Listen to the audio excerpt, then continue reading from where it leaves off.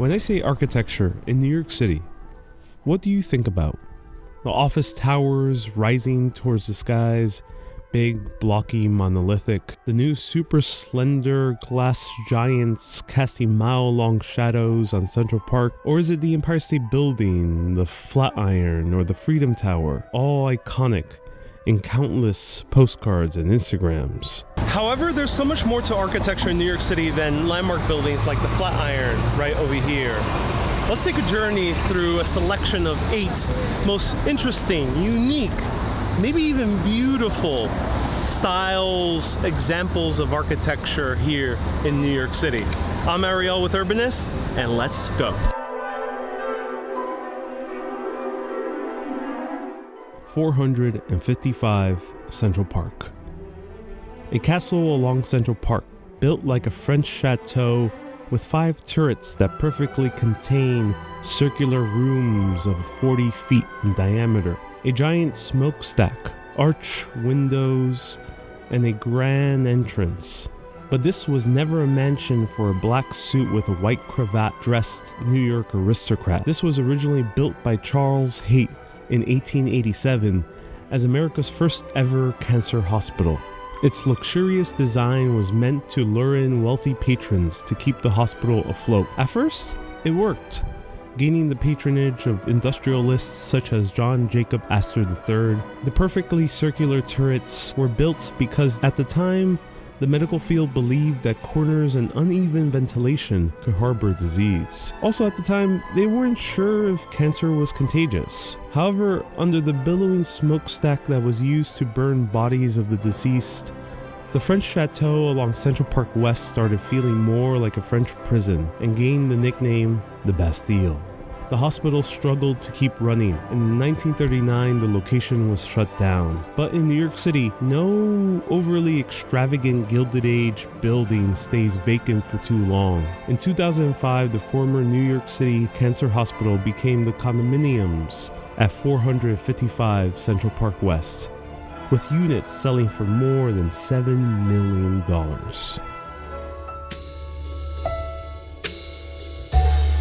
The Ansonia.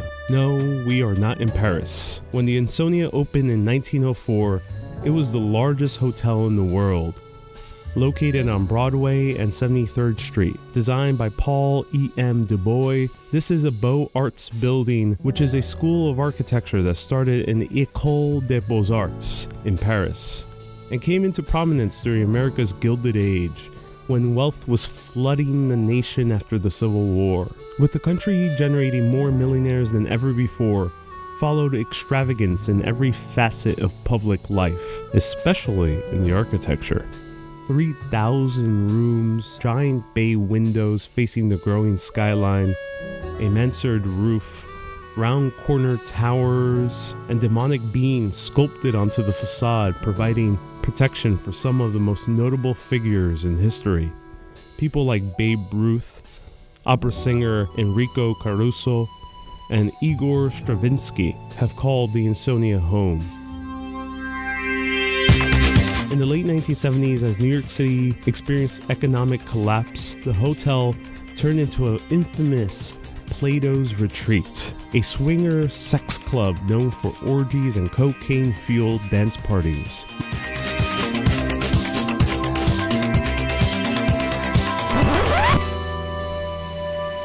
Now the Ansonia is one of the most sought-out apartments in the rapidly rising New York, standing as a reminder of the extravagance of the Gilded Age, where steel and stone met to make buildings filled with personality.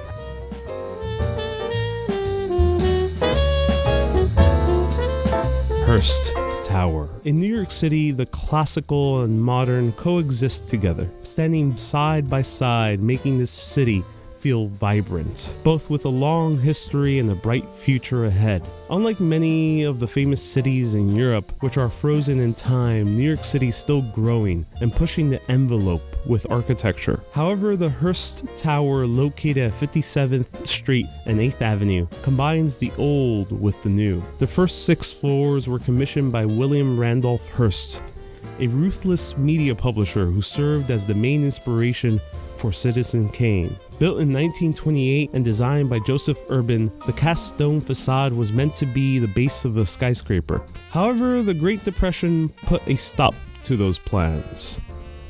Zoom ahead to 2006.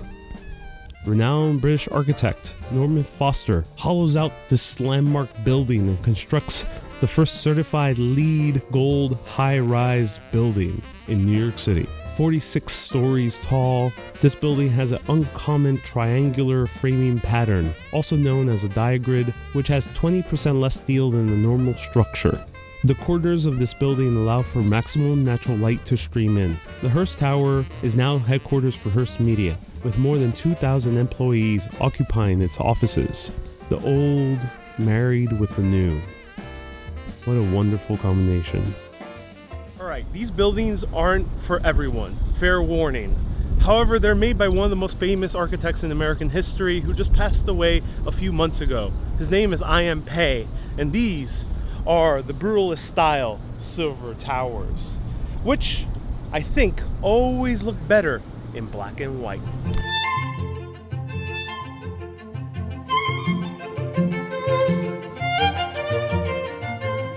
Silver Towers.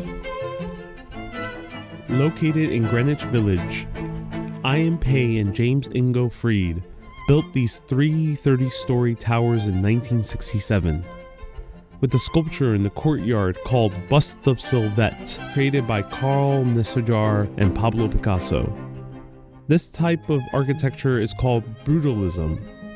It's a sharp contrast from the ornamental Beaux-Arts architectural style as we saw with the Ansonia, vying instead for geometric design and bare concrete. There are clean slates in the previously ostentatious cityscape.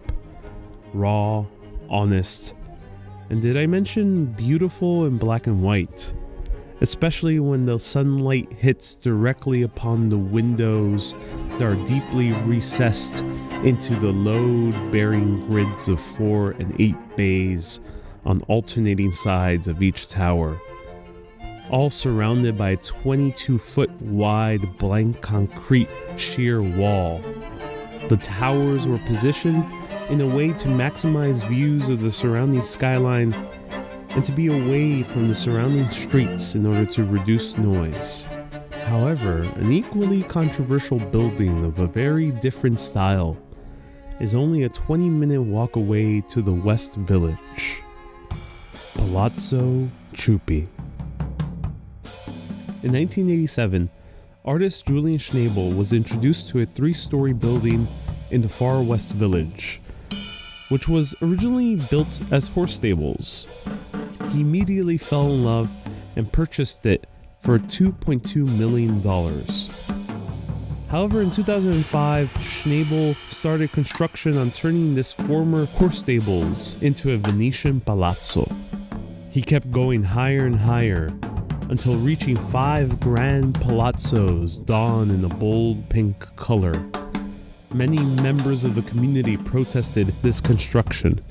However, its height reached above most of the surrounding buildings, and the style was wildly different from the Greek Revival townhouse and cast iron industrial buildings surrounding it.